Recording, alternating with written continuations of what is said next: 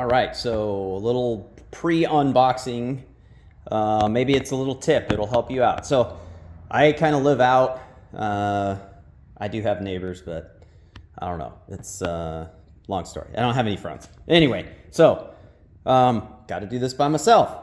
And I was a little bit worried about getting this thing off. The whole package, I think the freight thing said 411 pounds. I think the machine itself weighs 300 something pounds. So I'm like, yeah, I know this is going to be on a pallet.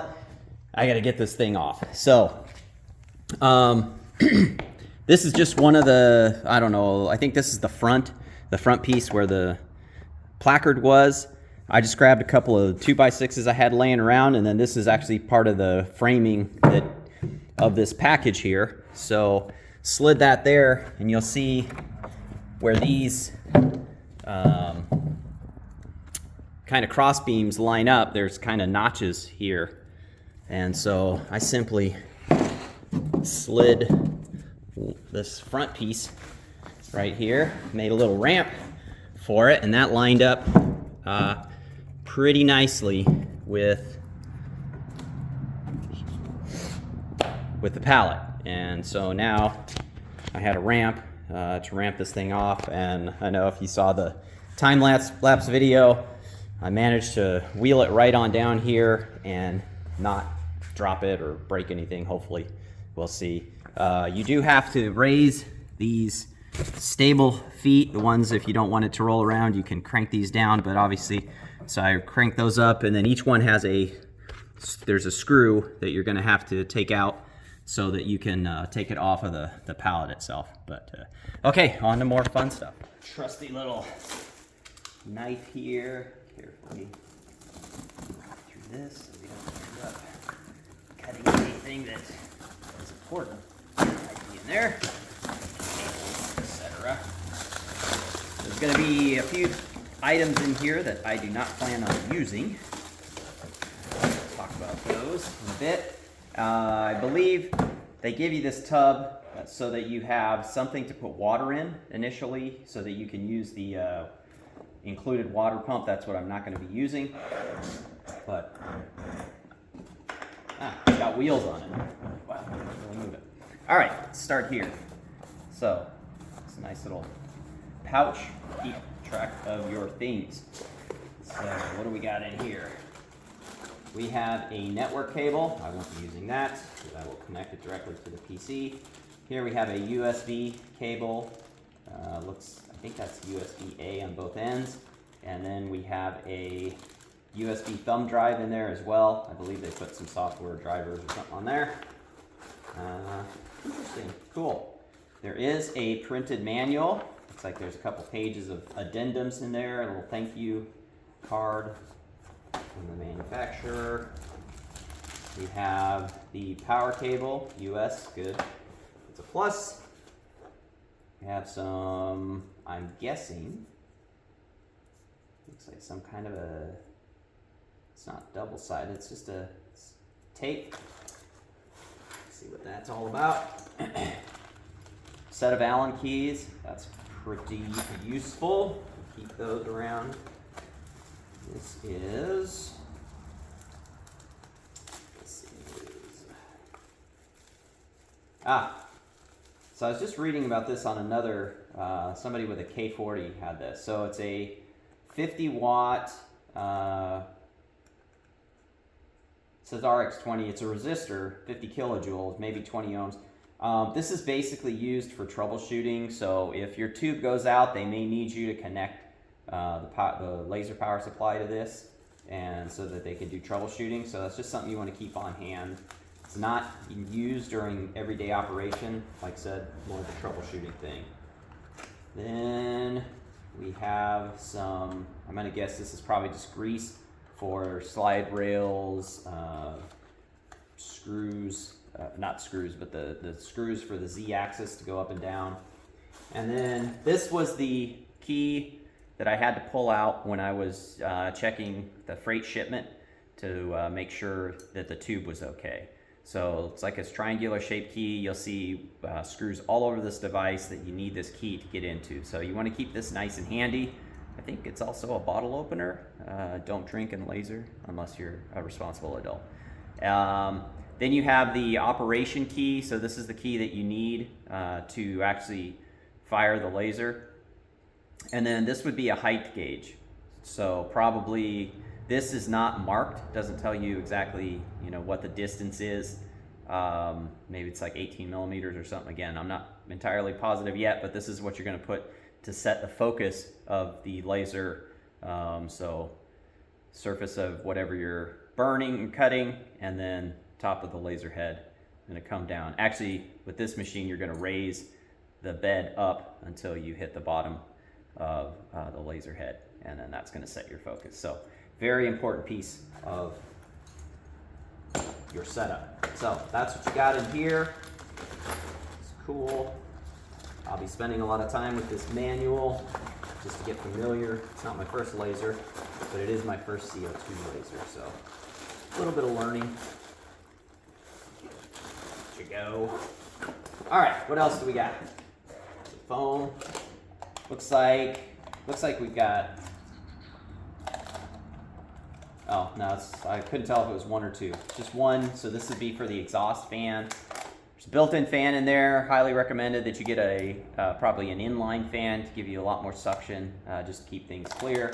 So there's this to go to your exhaust. I'm going to be exhausting out of the window in my garage because it's a brick building and I can't cut a hole through the brick easily.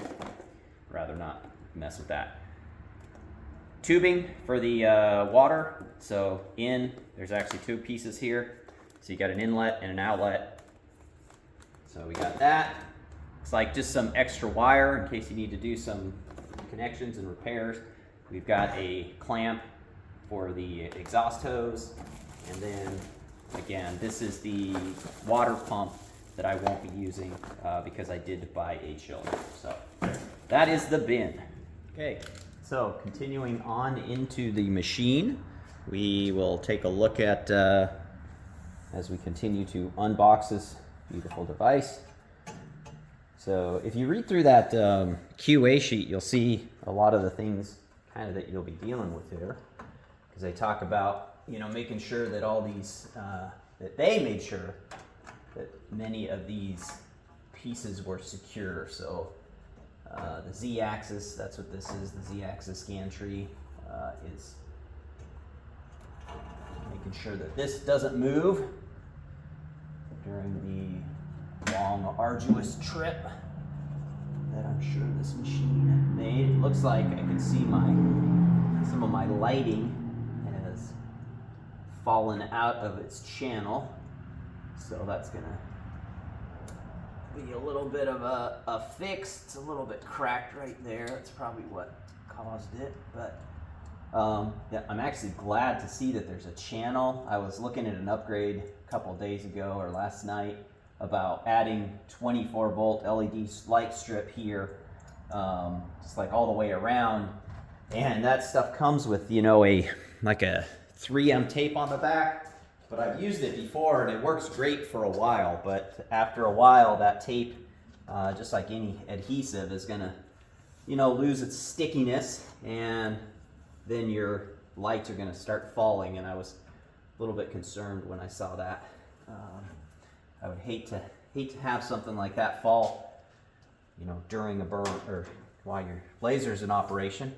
Not that, well, this, as you saw it was drooping some, so that's not brilliant, but at least that channel keeps it from, I mean, that could dip right down in here and if it didn't get right in the laser, it could definitely snag on the whatever you're cutting or the bed itself, and that just would not be a good day. So now this is a little bit less than fun right here, I'll tell you.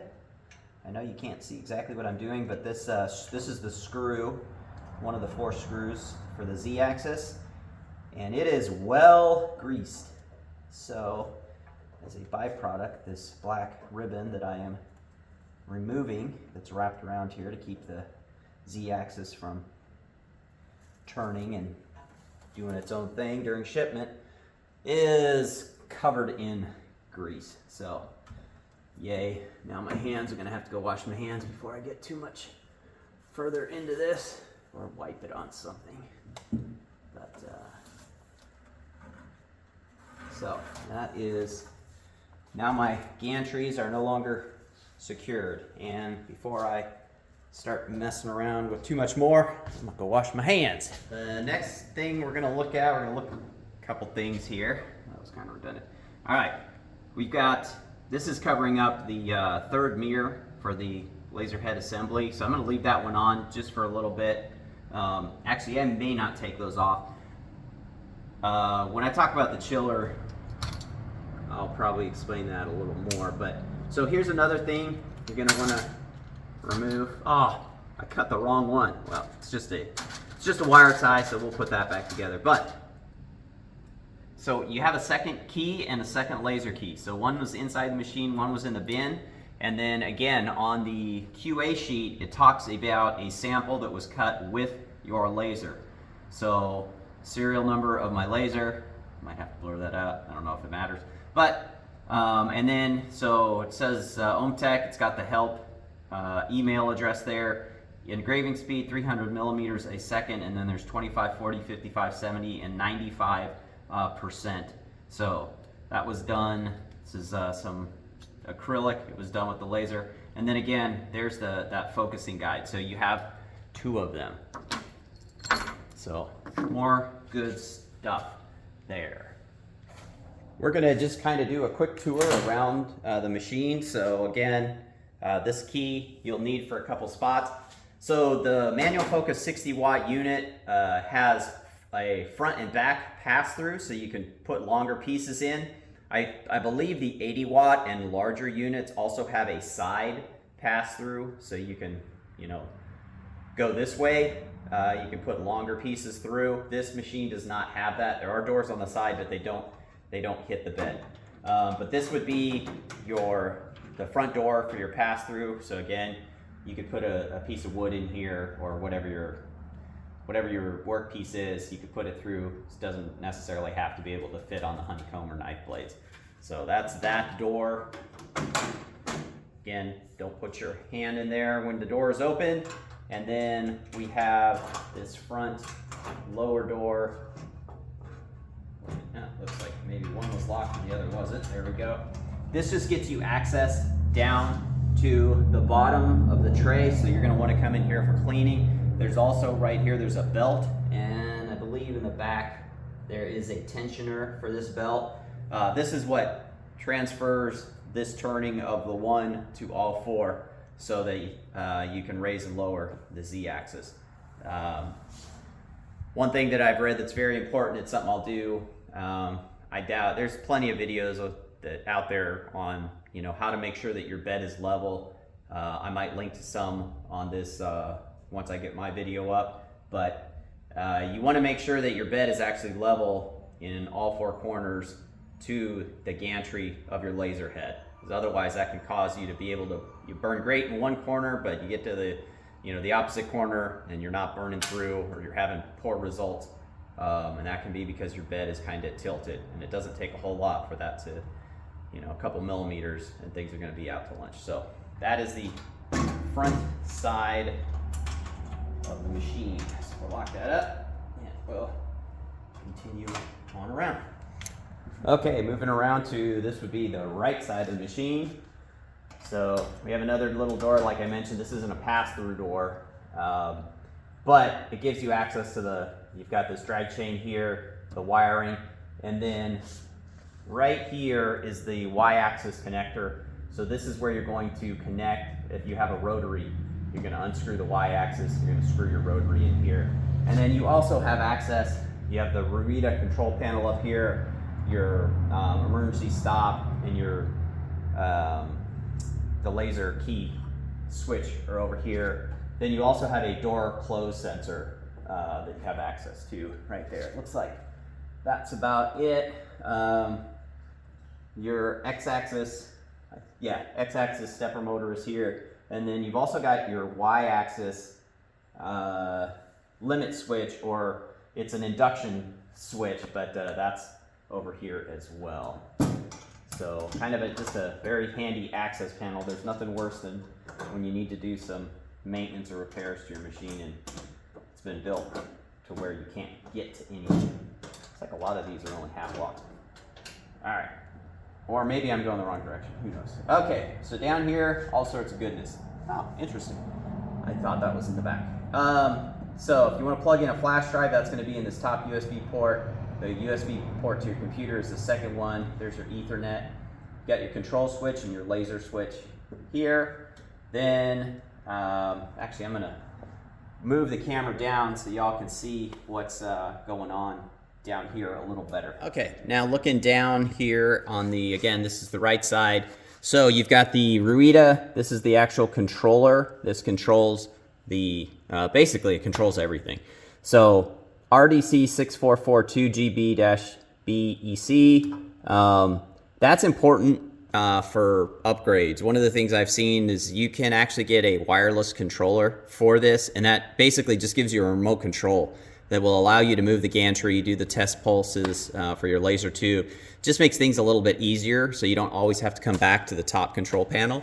So that may be something that I do in the future. So there's your controller. You've got your X and Y stepper motor controllers that are interfaced into the Ruida controller.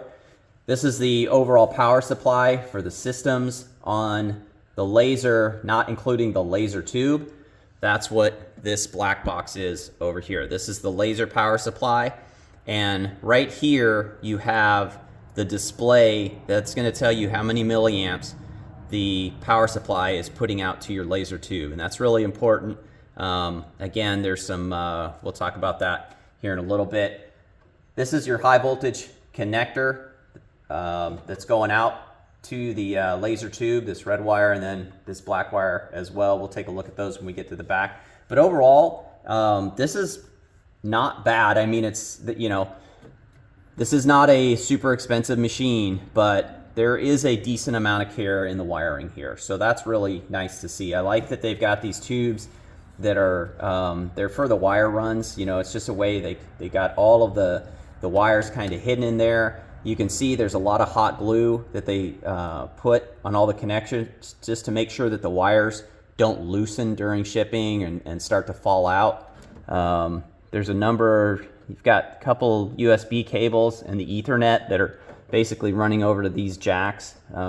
Those aren't glued in, but they all seem nice and solid. So overall, not bad. I'm actually a little bit impressed for, you know, being what it is. It's not a, like I said, not a super expensive unit. All right, we're gonna go kind of bottom up from here. So starting over here, let me zoom in a little bit more. Now, each model is a little different. Let's see, I'll zoom in a little more.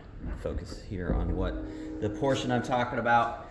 So this is where your power cord is going to go. One thing I want to point out, I did not know this, and I probably wouldn't have paid attention, but I read about it on the omtech forum or on the omtech Facebook page.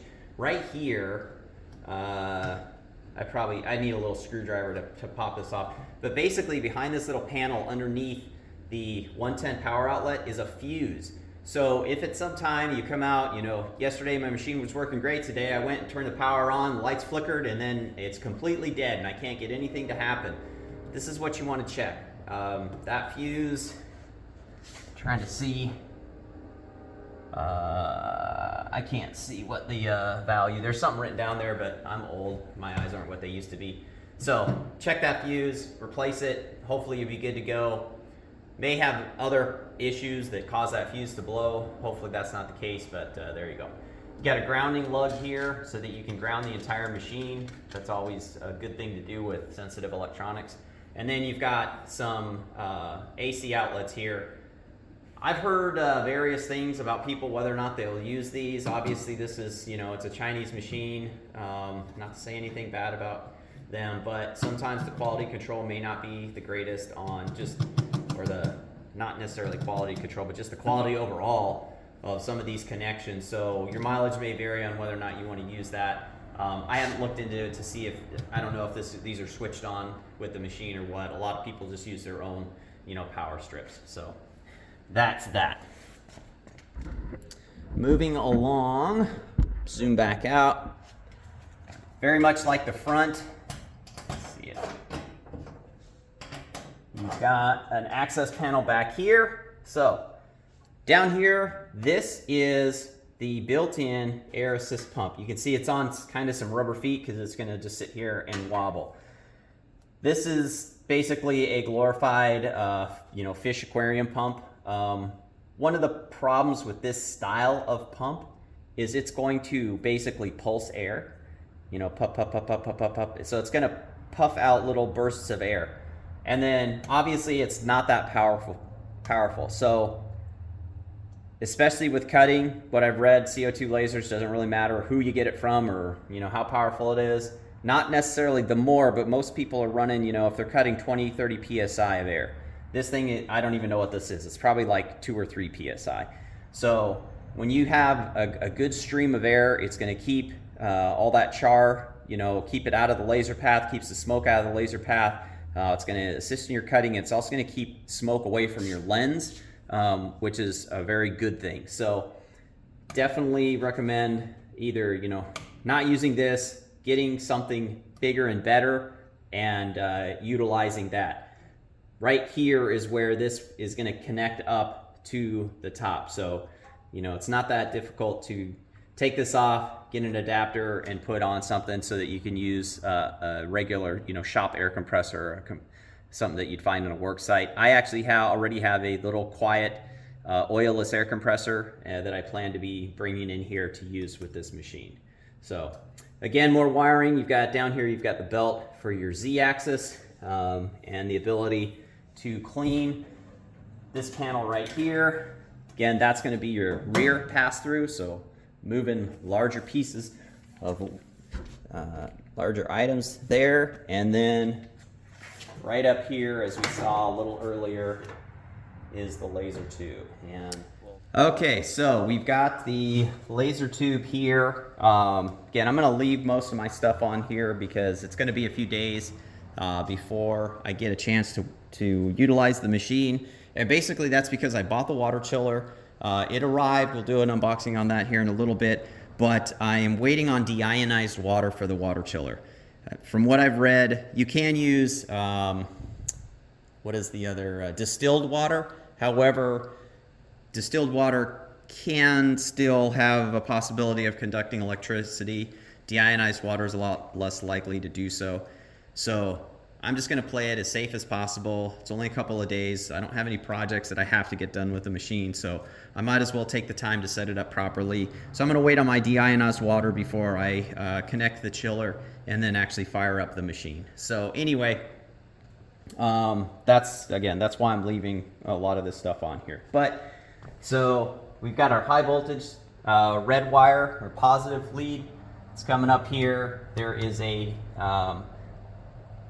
I'm not sure, that might be the ceramic block that's talked about in the QA or the quality control document, but this is where they've made the connection between the tube and the high voltage line coming in, and that is, looks like it's wrapped in electrical tape or heat shrink tubing, and then it's zip tied to the tube.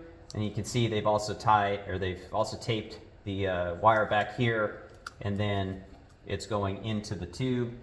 You've got let's see, it looks like it's basically a little channel here for water. There's a lot of glass work here. Really cool. I have loved lasers ever since I was like a teenager. My first laser was a CO2 laser, not a cutting laser, but just like, this is way before laser pointers were even around, like diode laser pointers. I had it was maybe a foot long CO2 tube. Probably paid like $100 for the tube. I had to buy a little high voltage power supply for it, and it was essentially like a laser pointer, but the thing was a foot long. So I've been enamored with lasers for quite a long time. This is the business end of the laser. So over here you've got your negative wire, black wire. Again, coming up here.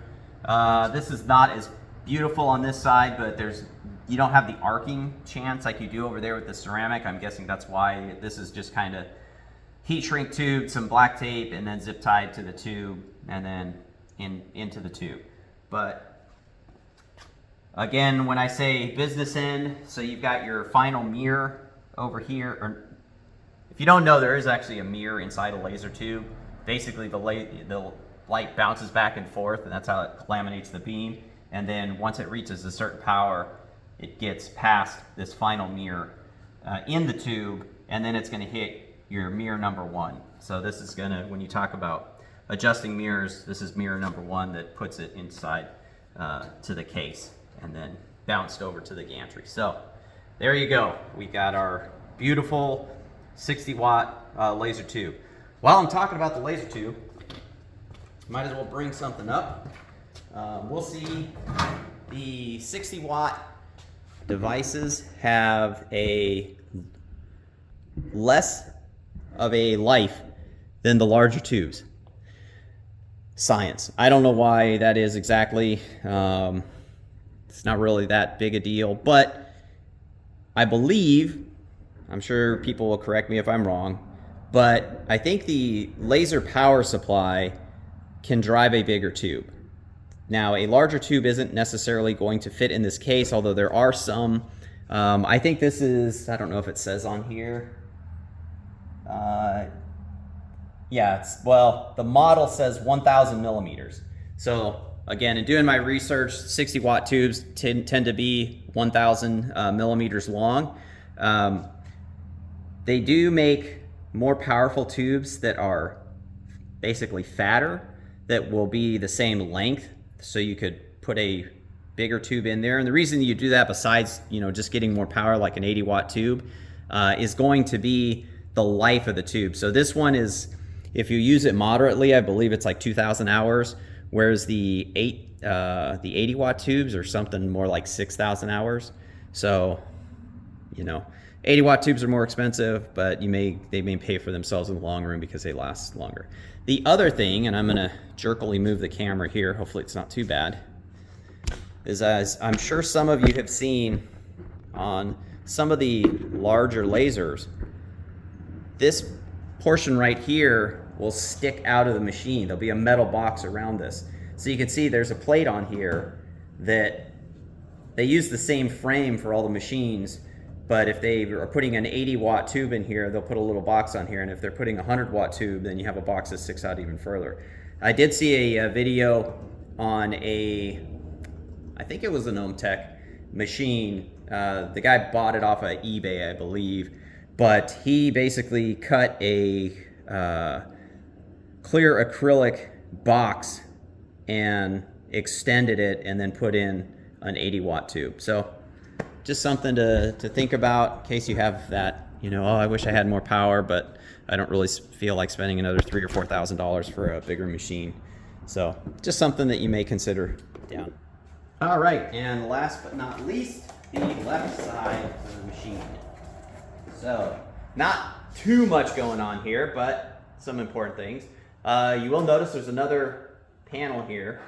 Not really, can't put a longer tube this way because you need to get the laser back in there. So probably not a bad, it's nice to have that there if you need to take it off. If for some reason you were having trouble adjusting the mirror, your mirror number 1, maybe you'd use that. Over here again, this is going to give you access. You can see the belt for your Y-axis, your, let's see,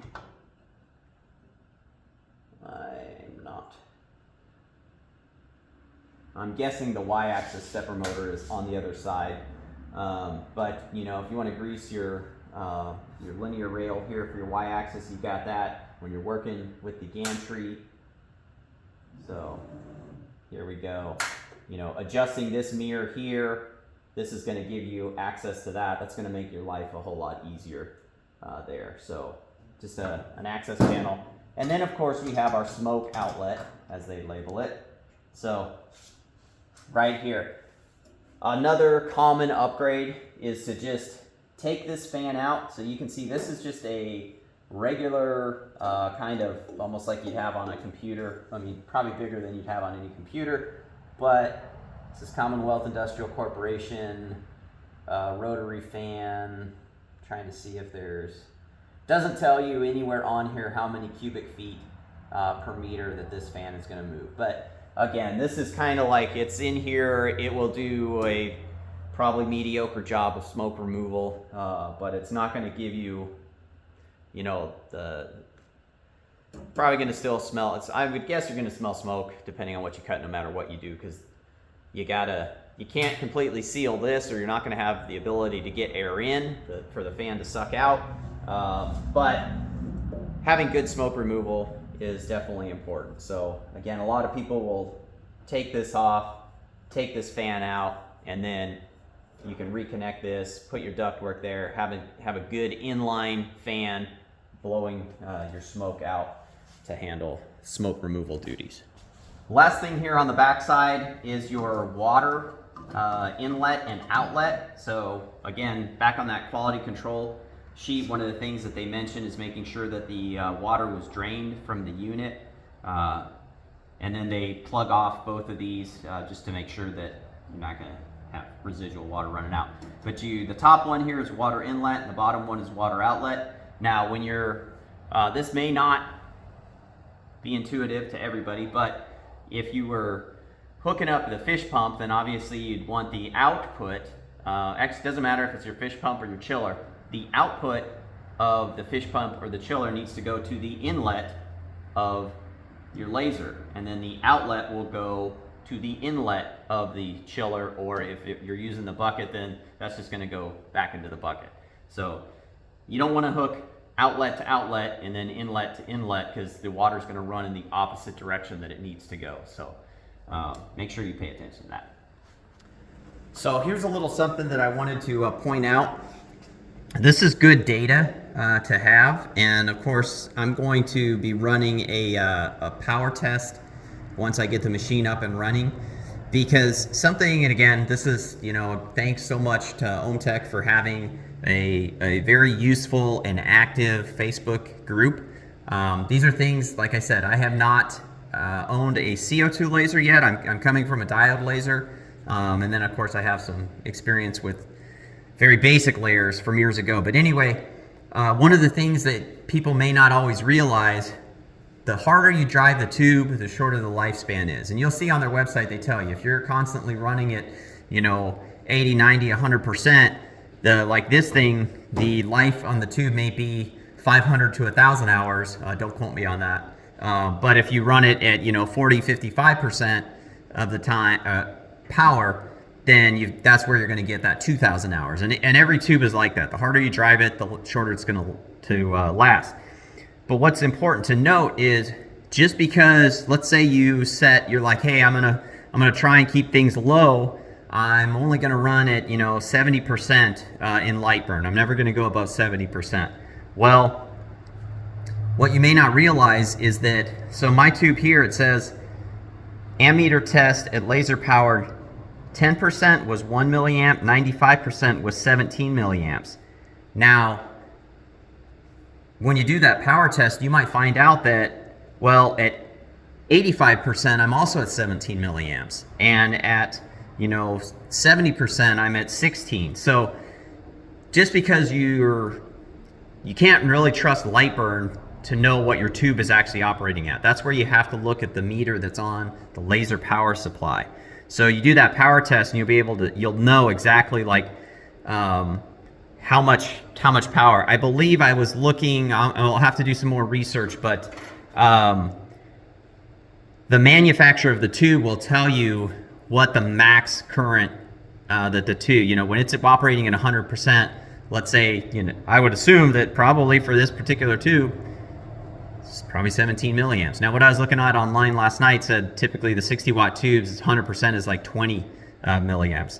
But again, you got to know what that max power is, and then you want to step that back based on the actual laser power supply, or if you put an inline ammeter in, you know, actually knowing that, not just saying, well, I set it at, I never go above 80% in light burn, but then you find out in reality, well, when you set 80% in light burn, it's actually, you're running your tube at 100%. So you're shortening the life on your tube. So just something to note. So it's really cool that they did these tests and they give you that data there. We'll just take a look here at the rest of the top because I really haven't covered that. All right, we'll finish up the tour of the unit here from the top. So I really haven't done that yet. We were just looking at it kind of from the underside. So again, here's your Ruida control panel. Probably be doing a lot with this in the future, but you've got your arrow keys, your directional buttons here for moving your gantry back and forth, left and right. You know, depending on, again, I'll have to look at the manual. I don't know how much detail it goes into the control of this, hopefully pretty well. And then, of course, how you interface with it. If you're using Lightburn, which is what I plan to use, then probably you're going to be doing minimal personal interface with this other than using it to move your gantry. But you do have, origin frame, which is very useful to see where your project is going to burn, but I believe that's probably only going to work if you're actually loading files into this controller. If you do it through Lightburn, then Lightburn has its own frame buttons. But yeah, so you got restart, pulse, speed, min power, max power, fire, and then your start, pause, or start/pause button. You've got your oh crap switch down here. So in case of, let's not ever use the F word. We want to not have that happen in our machine. I have had it on my diode laser. Boy, that taught me a pretty scary lesson because I did not heed my own advice and I did leave the thing unattended inside my house. And thank goodness I got back in time because it probably would have, I don't know, well, it would have set my carpet on fire. It was a bad scene. Anyway, so things go wrong. You got your emergency stop button there. And then here is your laser switch. Laser is not going to fire if you don't have that switch engaged. So there is that. So that is your tour of the omtech MF2028 laser. So more to follow.